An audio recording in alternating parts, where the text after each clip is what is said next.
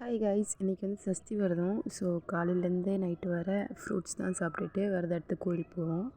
So videos பார்க்குற எல்லாருக்குமே தெரிஞ்சிருக்கும். இன்றைக்கி ஒரு குட்டி ஸ்டோரி பார்க்கலாமா? என்னென்னா 2 பேர் மரம் வெட்ட போகிறாங்க. ஸோ மரம் வெட்ட போகிறவங்க 2 பேருமே சரியான ஹார்ட் ஒர்க் பண்ணுறவங்க தான். ஒருத்தன் மரம் வெட்டிகிட்டு இருக்கான், இன்னொருத்தன் அவனும் வெட்டிகிட்டு தான் இருக்கான். இடையில ஒருத்தன் மட்டும் பிரேக் எடுத்துட்றான்.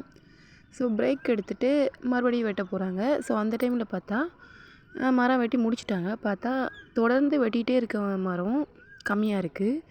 ஸோ இங்கிட்டு பிரேக் எடுத்தான்ல, அவனுக்கு நிறைய மரம் விழுந்திருக்கு.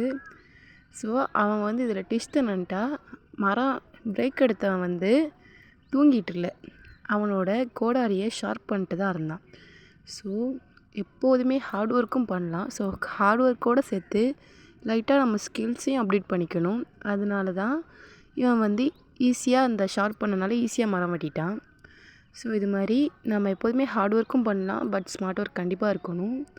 ஸோ அதை தான் சொல்ல வரேன். நம்ம ஸ்கில்ஸையும் அப்பப்போ அப்டேட் பண்ணிக்கணும். ஸோ எல்லாமே லைஃப் கண்டிப்பாக சேஞ்ச் ஆகும்.